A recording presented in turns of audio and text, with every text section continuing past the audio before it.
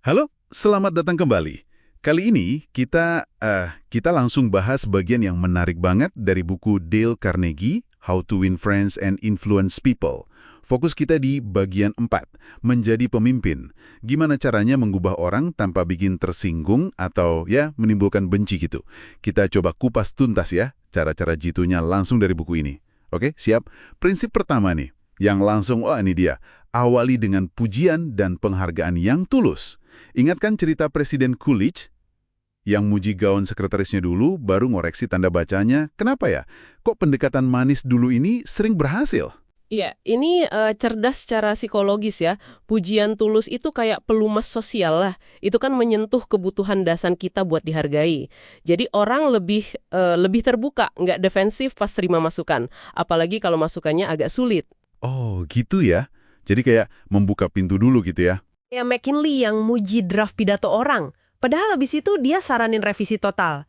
Atau Lincoln ke General Hooker. Dia akui dulu hebatnya Hooker, baru deh nyebutin kekhawatirannya. Tujuannya yaitu membangun jembatan, bukan malah bikin tembok. Masuk akal banget. Nah, lanjut nih, prinsip berikutnya juga menarik. Bicarakan kesalahan Anda sendiri sebelum mengkritik orang lain. Contohnya itu Clarence Zerhusen ya, yang cerita soal perjuangannya sendiri berhenti merokok ke anaknya. Nggak langsung ngomel atau ngelarang gitu. Betul sekali. Pendekatan Zerhusen ini nunjukin kerendahan hati. Jadi pas kita ngakuin kekurangan kita, orang lain tuh jadi lebih gampang nerima masukan. Kenapa? Ya karena kita nggak kelihatan sempurna atau ngehakimi. Iya juga ya. Ini malah bikin anaknya mikir ulang dan hebatnya lagi memotivasi Zerhusen sendiri buat akhirnya berhenti juga. Ini nunjukin kekuatan kerentanan dalam komunikasi. Wah, dalam ya. Oke, dari ngakuin salah sendiri kita geser ke cara ngasih arahan. Prinsip selanjutnya nyaranin gini. Ajukan pertanyaan alih-alih memberi perintah langsung. Gimana nih? Gimana cara kerjanya di lapangan? Ini soal pemberdayaan sih. Tokoh kayak Wendy Yang itu terkenal nggak pernah ngasih perintah langsung. Pertanyaan kayak, mungkin bisa pertimbangkan ini. Atau gimana menurutmu soal ini? Itu mancing orang buat mikir sendiri. Jadi mereka merasa punya solusinya. Oh, jadi bukan sekedar disuruh ya? Iya. Beda banget kan rasanya sama instruktur parkir yang misalnya bentak-bentak. Dibandingin sama yang nanya baik-baik terus ngajak cari solusi bareng. Pertanyaan itu ngerangsang kreativitas. Menyelamatkan muka. Gimana tuh maksudnya? Nah, ini krusial. Mempermalukan orang meskipun kita bener ya, itu ngerusak hubungan. Banget. Bisa memicu kebencian. Jaga martabat orang lain, walaupun mereka salah, itu nunjukin kebijaksanaan dan empati kita. Anggap aja investasi jangka panjang lah dalam hubungan kerja atau pribadi. Oke. Jaga muka itu penting.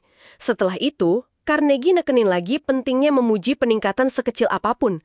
Kenapa fokus ke hal kecil gini penting banget, malah jadi malas?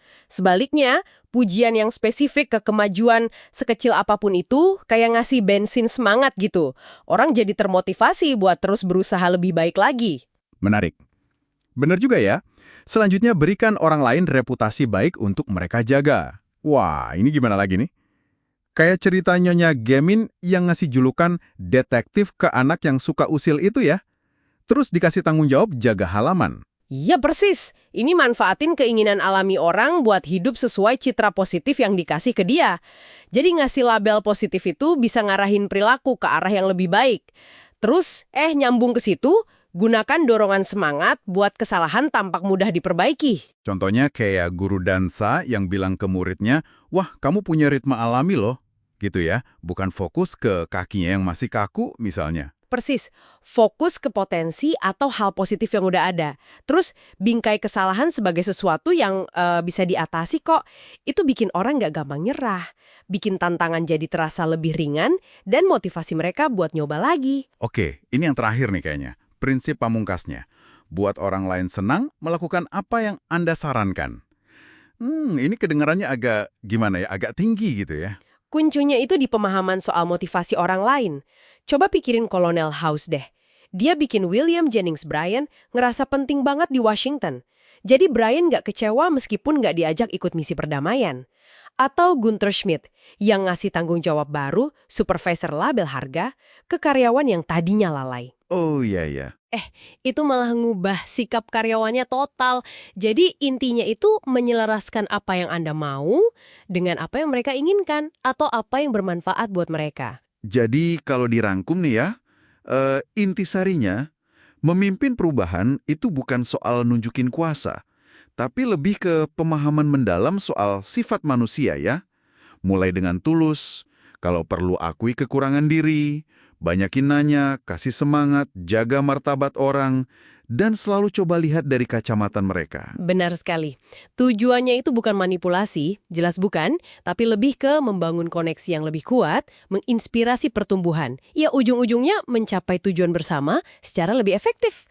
Nah, sebagai bahan renungan nih buat Anda yang dengerin, dari semua prinsip ini, mana sih yang kira-kira paling menantang buat Anda terapin secara konsisten?